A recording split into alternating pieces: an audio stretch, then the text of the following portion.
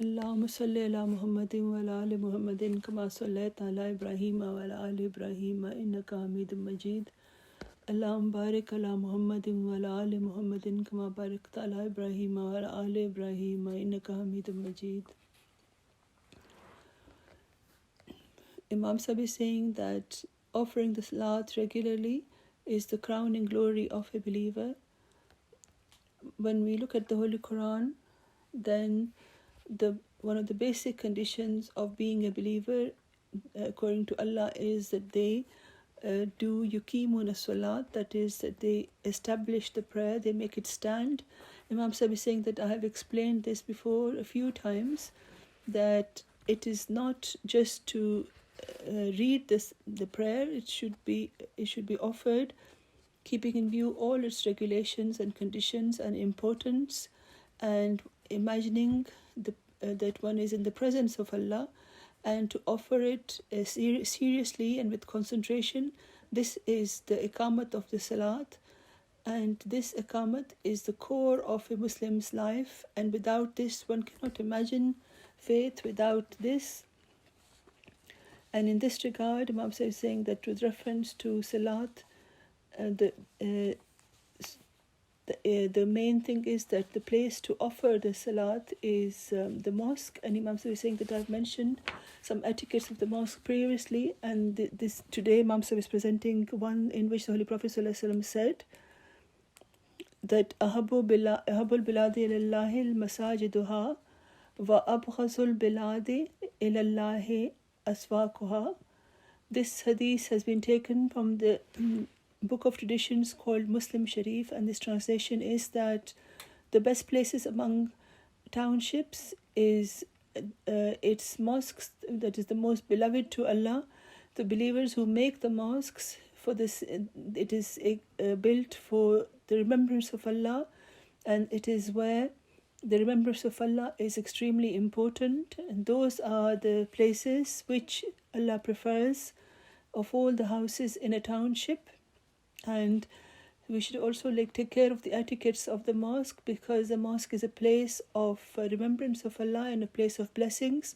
So when one goes to the mosque and one stands there to pray, then what should his aim be? His aim and objective should be that one is presenting oneself into the blessed presence of Allah.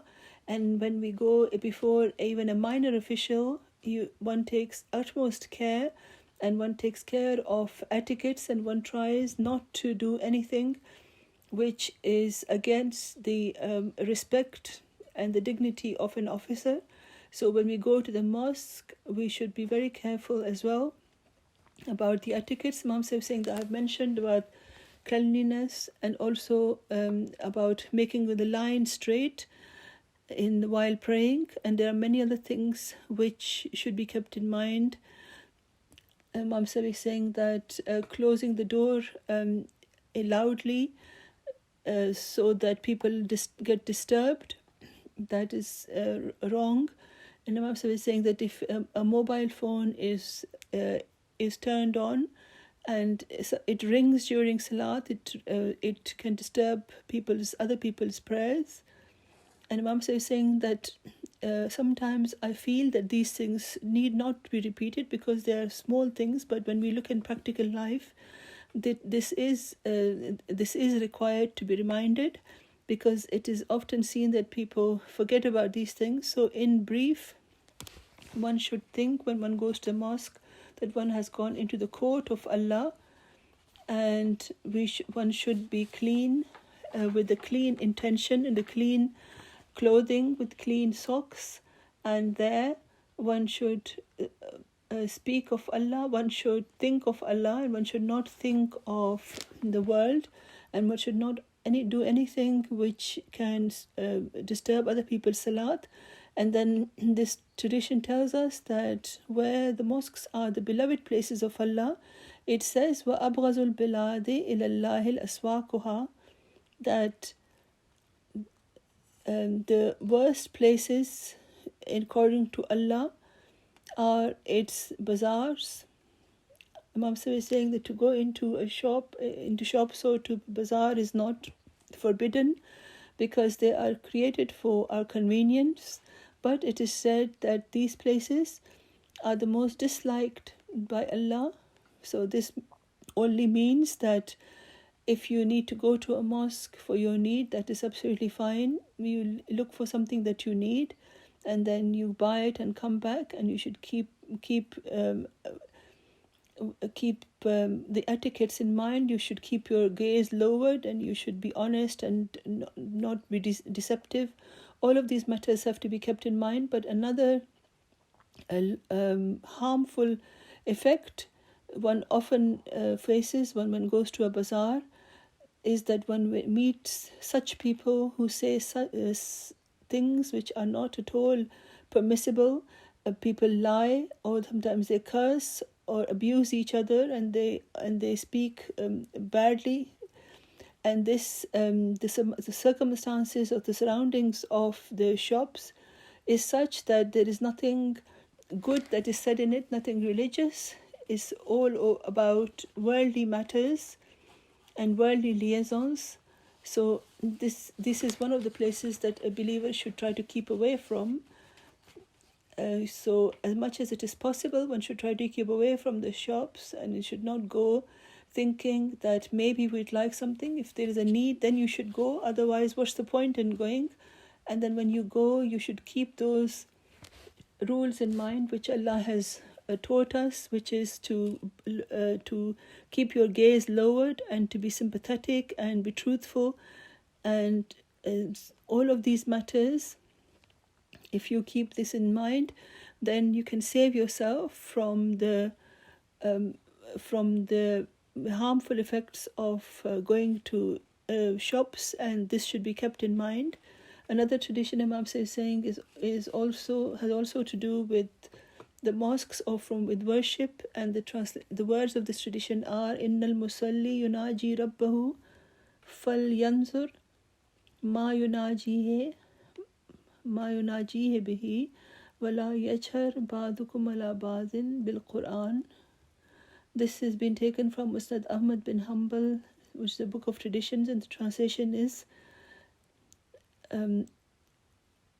that the Holy Prophet ﷺ said that a person praying as if during the time of prayer it is as if he is speaking to Allah in solitude. And it is said that when one prays before Allah, one should remember that at that time he is present in the presence of Allah, and he should feel sentimental and emotional, and he should realize that he is in before Allah, who the Almighty, who is the owner of the heavens and the earth. And it is as if one is speaking to Allah. So he should always keep this in mind, that what prayer is he praying? It may not be that his mind should be somewhere else and he's standing for salat, but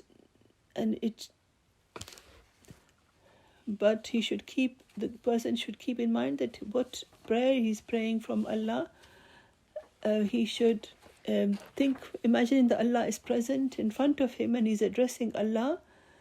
Then one should keep Allah's greatness in mind, and with extreme humbleness one should pray before Allah. And this points towards the criterion of prayer. And in a few words, it has been taught that a person should imagine Allah to be extremely watchful and full of glory and power. And just as when we go in front of a king and we feel nervous that we shouldn't say anything disrespectful, much more than that, when we present ourselves before Allah, who is the creator of the heavens and the earth, we should be extremely careful, and with extreme humbleness we should bow before Allah spiritually and bodily. And then it says وَلَا يَجْهَرْ بَعْضُكُمْ عَلَى بَعْضٍ بِالْقُرْآنِ. And then the Holy Prophet ﷺ said that it should be that a person should not recite the Holy Quran in front of people praying with a loud voice. Imam Sahib is saying it's very good to read the Quran, but when when somebody is praying in the mosque, and then at that time it is not right to recite the Holy Quran loudly. So the one should not disturb other people. One should think of other people's attention and concentration, that it might ruin their concentration. Of course, to pray properly yourself has been mentioned already, but other people's comfort must be kept in mind. So these are only a few out of the countless etiquettes of Salat which has been mentioned in today's dars, and the rest will be mentioned in the future, inshallah. Allahumma salli ala Muhammadin wa ala ali Muhammadin wa barik wa sallam innaka Hamidum Majid.